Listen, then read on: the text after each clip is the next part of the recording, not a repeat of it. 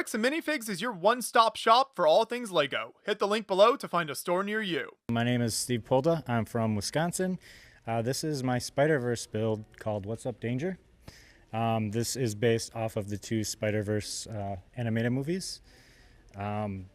Last year at Brick World, I had a large city that I brought, and I thought, like, well, how am I going to top what I brought? Like, I'm into architecture and that kind of thing, and in Lego cities, it's kind of like the buildings are kind of the heroes, and the minifig scenes, at least for me, were secondary, so I wanted to flip that around for this one. So I thought, well, let's do something really dynamic with buildings and make it the background for an epic scene. So this is basically a canon event that's gone horribly wrong. There's buildings that are going off in different angles. I originally wanted to do like a city at a 45-degree angle, and I kind of got the prototype for this one, and like to do more was just like beyond my realm of knowledge. Like, this is the first build I've really worked with Technic. So once I figured out how to make this building, my son's name is Miles. So once he found out that Spider-Man's name is his name, like, that was it. Like, I had my idea. So that's kind of how this building kind of took shape. I love that. Yeah. And the way you set this up is really cool too. So talk about kind of how this came together in your head in terms of the different buildings and how you would lay this out. Sure. Originally, I wanted to just do 3 buildings in the front. I wanted to have, each building would have like a hero, a Spider-Man, and a villain fighting each other. I kind of paid homage to Spider-Man 2 with Tobey Maguire with the Daily Bugle in the middle. That's the kind of the scene where Aunt May was up with Doc Ock. This one, this is the Green Goblin from the first Spider-Verse movie. That was one of the early on in the movie. That's where Spider-Man was battling him. So that was that building, and then the police station over on the right. That's actually loosely inspired by the video game Spider-Man. A lot of the police stations were that color scheme and that kind of style. So that's Spider-Gwen fighting the Renaissance Vulture. Mm-hmm. I don't know if you want to talk about how they're built. Yeah. It's basically a very simple Technic frame down at the base, and then it's plated off, and then each floor of these this is all modular. All the floors are modular. So there's each building has 2 long Technic brick built rods that are attached to the base, and then I slide each floor over top of that, and then I pin them in. So I've earthquake tested it, so it's pretty strong. So yeah, that's kind of how that works. And then I can actually build both of the leaning buildings completely and have just the first floor of the bugle keep the counterweight. Mm-hmm. So yeah, as far as like counterweight goes, the bugle is completely overkill, but it's not gonna fall over or anything like that. So there's no glue involved. It's 100% Lego. One thing that's so cool about this is when you're kind of first walking up, you think it is just like a normal city at first, and then you start to see all of the crazy colored pieces underneath there, and you realize what's happening. Yeah. Originally, I had just one of the basic black border around. A lot of mocks do that. Mm-hmm. I was at work one day, and I thought, how can I make this more interesting? And the glitch kind of came to me from the first one. Anything that doesn't belong in the Spider-Verse, in that universe, glitches. So everything in my mock that doesn't belong in the universe has the magenta and the lime green and all that. So there are quite a few different scenes in the mock that, like back on that coral building, there's a blue bird back there instead of the white bird. That bird doesn't belong there. There's quite a few different Spider-Man that are kind of hanging off buildings. They're all glitching too. The Spider-Man up at the top, the tree that doesn't belong there. So there's a lot of that kind of stuff in there. Yeah, and then each of the Daily Bugle is basically like 7 vignettes just stacked on top. So I wanted to like have a dynamic pose with the buildings, and then that would kind of get your attention, and hopefully, that would make you want to stop and actually see what was actually going on the inside. So this is actually my first mock also that I've lit. So that was also a learning experience. So I really wanted to make sure that this time around this year that this mock was like, it was story driven. Yeah. If you can, maybe take us through some of the floors here and some of the details you've been able to include in there. I like all the windows so you can appreciate a lot of what you put in there. Yeah. So in my mind, anything is possible in the Spider-Verse.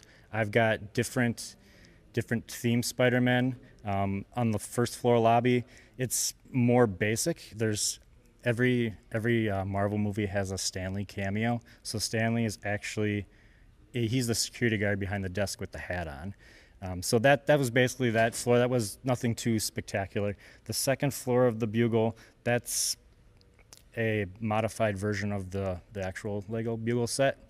The third floor is probably one of my favorites. It's Doctor Strange, and he's actually teleporting into the 66 Enterprise set. So you've got Captain Kirk. He's back there, and Spidey's at the con. He's navigating the Enterprise, and then on the next floor up, that's just the Office set. I thought it'd be cool to have Dunder Mifflin be part of the Spider-Verse. The floor after that is another one of my favorite scenes. In the second movie, there's a scene where Miles Morales he's in Spider's side and he's running away from everybody, and there's a big chase scene, and he breaks through the wall of a therapy session, and so there's like Spider Horses in there, and Johnny Thunder Spider-Man's in there. Another just like a cross theme kind of thing with Spider-Verse. There were actually three of my friends that helped out with donating parts for the mock. So I decided to put all of their sig figs in my mock to kind of honor them. The guy that's being in therapy session, being therapied too, that's Brett Hooper. You can find him at Brett Lego on Instagram.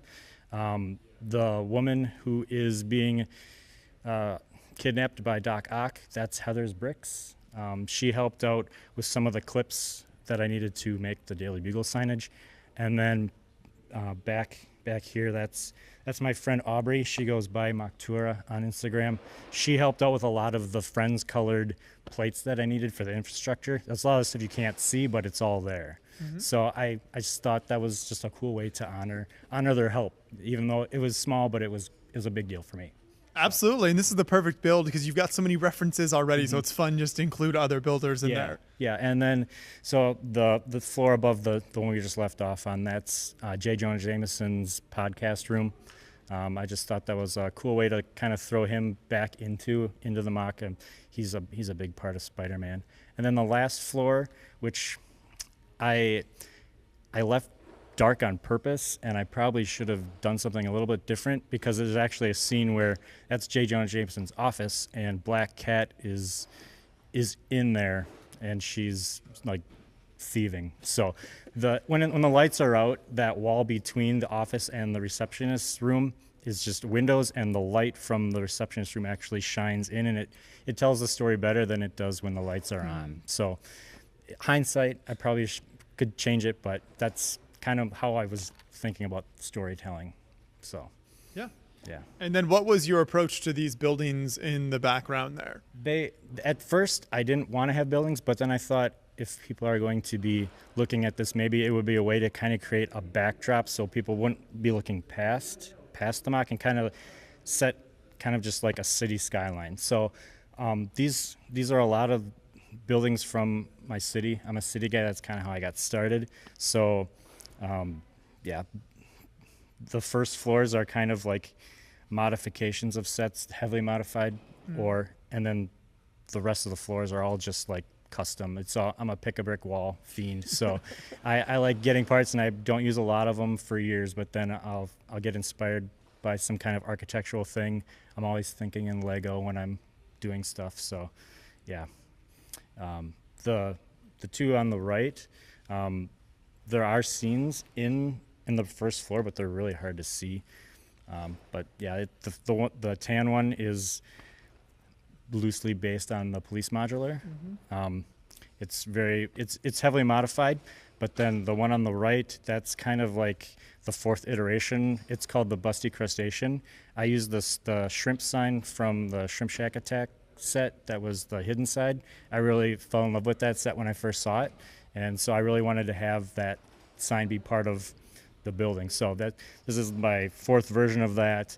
But yeah, the lighting is also my first mock that I've lit. So I decided I got some really cheap lights from Amazon, and they're all daisy chained together, but I bought a pack of cool and a pack of warm, and then each floor would either be warm or cool lights. And then the windows, I work at a sign shop, so I'm able to get translucent white vinyl. So I put translucent white vinyl on every single window, and there's 2 different colors of window. There's just the normal clear, and then there's the trans brown or the trans black. So depending on which light is shining through which window, you can actually get 4 different colored windows, which I thought was a cool way, because like buildings, no one has the same lights and the same light bulbs and that kind of thing. So it kind of gives it a little bit of texture and diversity. So yeah. I love that level of detail. It's subtle, but when you really start to look at all the buildings, you can appreciate that, and it stands out really nicely. So now I know you've had this at Brick World Chicago, and then you brought it all the way down here to Brick Rodeo in Austin. How does this build travel for you? How's that process been? Very good, actually. Wisconsin to Texas is like at least a 20-hour drive. Like I said, all these buildings, all the floors are modular, so I can fit everything into 5 totes. The bugle itself, I actually have modular connectors between the floors, so there are no wires to worry about. So I can basically take the 3 top floors, stick it in a crate with the 3 bottom floors, and that's just 1 tote right there. So it's really easy to set up. You'd think the biggest building would take the longest, but the biggest building is actually the easiest one to take apart. Everything else is daisy chained, so I have to fish my hand through the floors, and it's a process. But yeah. Well, the whole layout turned out fantastic. So thank you for bringing this down here to Brick Rodeo, and thanks for taking us through everything. I appreciate it. Yeah, thanks for having me.